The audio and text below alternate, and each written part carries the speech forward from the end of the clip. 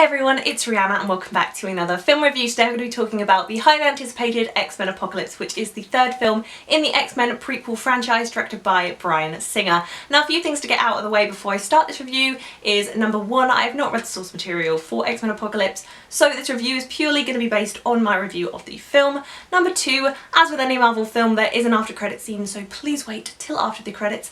And number three, this will be a spoiler-free review. Okay, so X-Men Apocalypse takes place 10 years after the events of Days of Future Past, and mutants are slowly being accepted into society. There are some countries that still kill them off or use them for fighting as weapons, but in America, obviously, Charles Xavier has his School for the Gifted, which is now up and running, and we see where all of the mutants from the original team in First Class are now. When Moira McTaggart, played by Byrne in the film, is investigating this cult for mutants, she actually finds out that there is this original and all-powerful mutant called Na, aka Apocalypse, played by Oscar Isaac, and he believes that the Earth needs to be cleansed of all things weak, so the humans, and at his side he always has the Four Horsemen of the Apocalypse.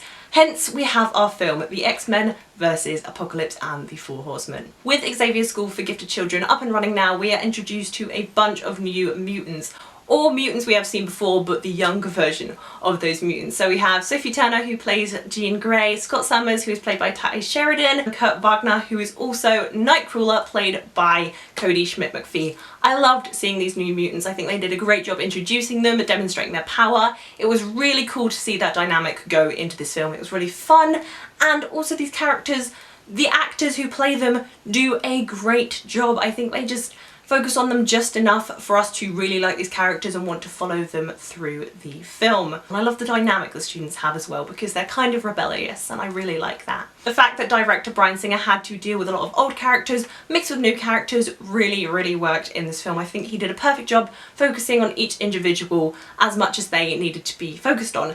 However, he suffers when it comes to the Four Horsemen of the Apocalypse. We obviously have Magneto, who has had a ton of background on him in the previous two films, and in this film we see two sides of Eric Lancha. We see the one that wants to be redeemed, and the one that wants to give the humans hope, and the one that just wants to destroy and kill everything. I must admit, I really like the character of Storm. I like her background and I like the demonstration of her powers, but it falls very short when it comes to Psylocke and Archangel.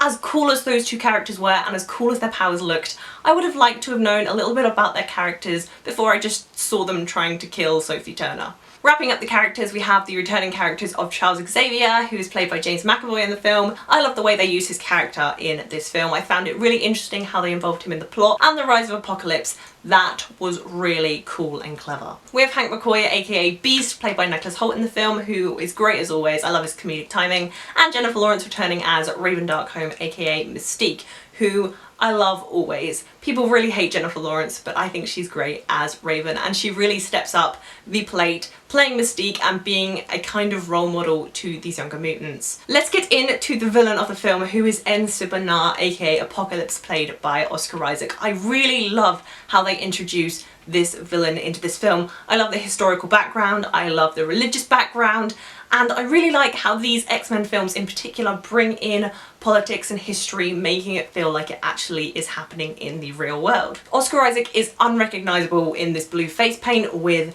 this armour on, and there hasn't been a great track record for blue villains in the past. I'm sorry, Lee Pace's Ronan, but you just didn't make the cut. But I thought Oscar Isaac did a great job. He didn't really show much human emotion, but he is this almighty and powerful god, which from the get-go, from the start of this film, you know how powerful Apocalypse is, and I love the way they shove that in your face. They're like, actually, this is going to be hard for the X-Men to defeat because he can take people's powers on and he can beat you down really easily. And with his Four Horsemen, who have really awesome powers, and he's made their powers enhanced, it's going to be a difficult time, so you definitely feel the threat from Apocalypse in this film, and I have not had a good villain in a while, so I was very thankful for X-Men Apocalypse for giving me Na. This is a superhero movie after all, so let's get into the action. From the trailers of this film, I was questioning the CGI, and the film itself, the final product, the CGI was very questionable. I don't think it looked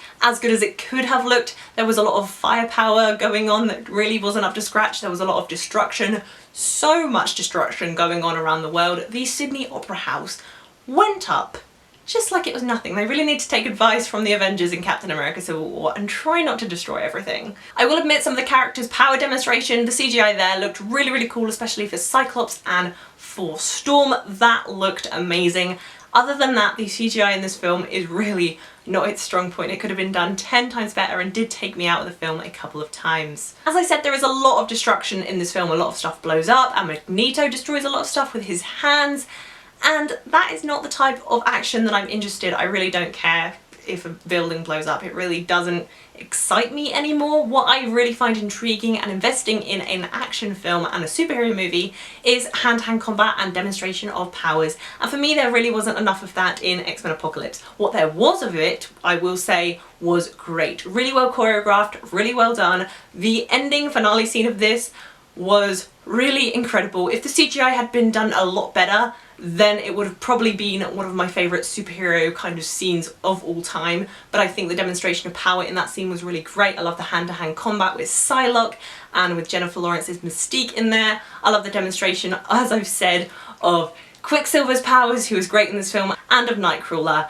But the CGI lets this film down a lot. These special effects were really not up to scratch, and that disappointed me a lot. As for the pacing of this film, there are a few scenes that do feel a little bit irrelevant. I would say the strongest parts of this film are the beginning and the end. The middle does drag a lot, and considering it's a 2-hour and 23-minute film, you don't need that dragging in the middle. You want to keep excited at all times. Other than the few flaws I had in X-Men Apocalypse, the special effects and the lack of action, I really, really enjoyed this film. I really liked the characters for the most part. The 4 Horsemen of the Apocalypse could have done a lot better in this film. I really like the comedic dialogue in this film. I really like how they show them as human characters. I really like the power demonstration, and I think it is a really great film overall. It was really entertaining, and I thought it was really clever as a superhero film. I think I would have to see Apocalypse again to really judge where I would rank it in the 3 prequel films, but I will say that I had a really great time watching X-Men Apocalypse. I really like the action, I really like the characters,